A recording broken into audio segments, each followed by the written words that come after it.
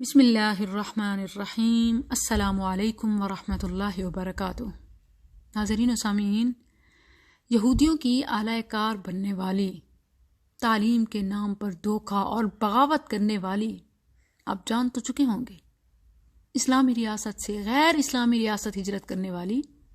ہجرت تو وہ ہوتی ہے نا کہ جو اسلام کے لیے کی جائے، اسلام چھوڑ کر نہیں۔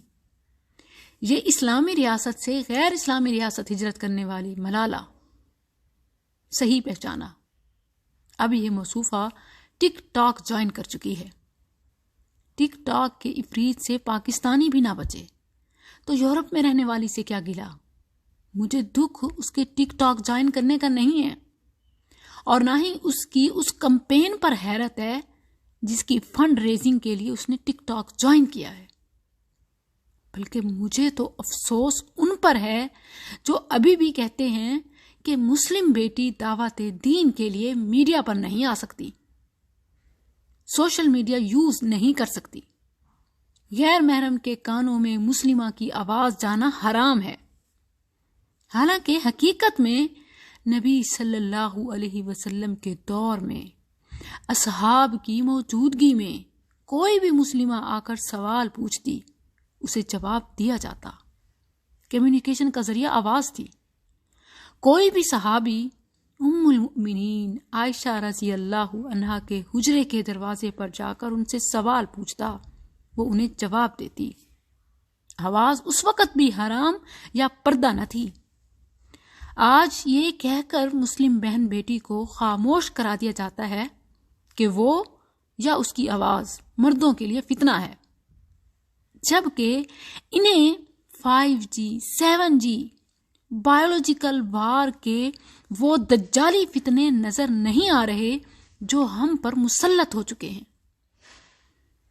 ملالہ اغیار کی لاڈلی بنی، آکسفورڈ سے گریجویشن کی ڈگری ملی، یورپین پارلیمنٹ میں اس کے سیشنز ہوئے، اور اب ایجوکیشن فار آل گرلز کا نعرہ لگا کر ٹک ٹاک پر فنڈ ریزنگ کر رہی ہے۔ وہ کتنا کمائے گی، اسلام اور پاکستان کے خلاف کہاں کہاں خرچ کرے گی، اس سے ہمیں کوئی سروکار نہیں۔ ہمیں سروکار ہے تو اس سے کہ مسلم خاتون دعوت دین کے لیے بھی سوشل میڈیا استعمال نہ کرے، کہ یہ حرام ہے، یہ فتنہ ہے۔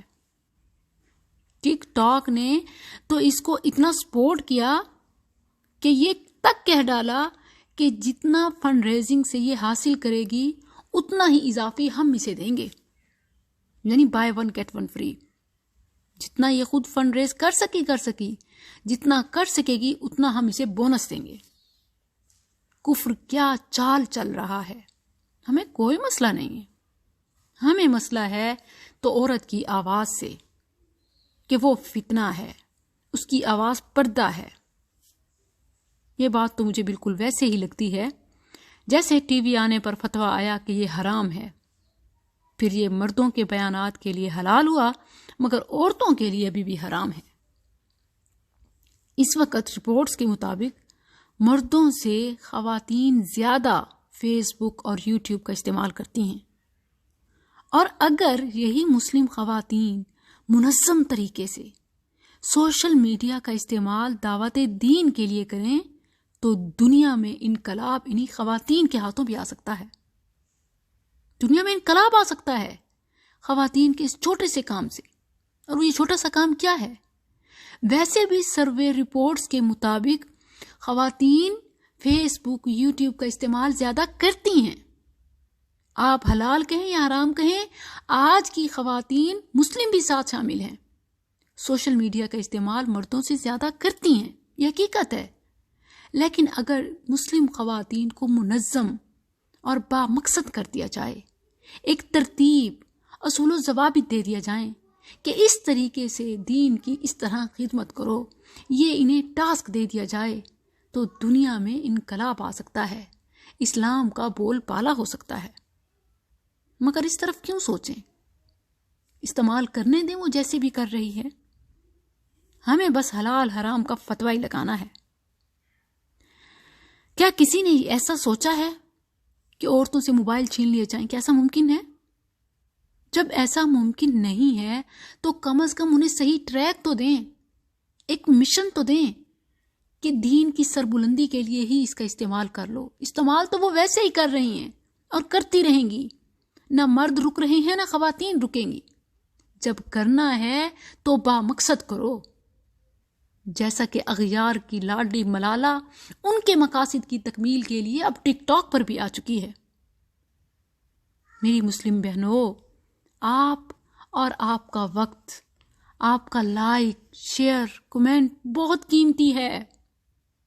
اس کا استعمال اسلام کا قرض اور فرض سمجھ کر کیجیے۔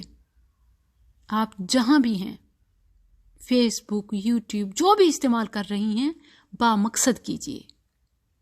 خواتین کے مختلف مسائل پر اس وقت دنیا بھر میں مباحثے چل رہے ہیں۔ اسلام مخالف طاقتیں یہ باور کرانا چاہتی ہیں کہ اسلام عورتوں کے ساتھ ظلم و ناانصافی کرتا ہے۔ آپ کو یہ ثابت کرنا ہے کہ اسلام نے مسلم خواتین کو کیا حقوق، کیا عنایات اور کیا کیا آزادی دے رکھی ہے۔ یہ جہیز، نکاح، طلاق، وراثت، گھریلو جارحیت، اسقاط حمل، خوبصورتی کا معیار، گورا رنگ، یہ ایسے موضوعات ہیں جن پر مسلم خواتین کو آواز بلند کرنی چاہیے۔ سوشل میڈیا کا استعمال کرتی ہیں، کریں، مگر کاز بلند ہونا چاہیے، طریقہ منظم ہونا چاہیے کہ کسی کو انگلی اٹھانے کا موقع نہ ملے۔ آپ مثال بن جائیں نیکی کی، کیونکہ ہمیں فتنہ کہا جاتا ہے، کیونکہ ہماری آواز کو پردہ کہا جاتا ہے۔ آپ بتا سکتی ہیں کہ آپ اور آپ کی آواز اسلام کے لیے کس قدر فائدہ مند ہے، اور اگر آپ پیچھے رہ گئیں تو یقیناً یہ قرض آپ پر باقی رہے گا کہ جو کفر کی بیٹیاں قرض چکا رہی ہیں وہ ہم نہ چکا سکیں۔ آئیے مجھے جوائن کیجئے اور میرے ساتھ مل کر اسلام کی آواز بن جائیے۔ ملالہ کی ویڈیو دیکھیے اور فیصلہ کیجئے کہ آپ کو اب کیا کرنا ہے۔ اسلام کو آپ کی ضرورت ہے۔ السلام علیکم ورحمۃ اللہ۔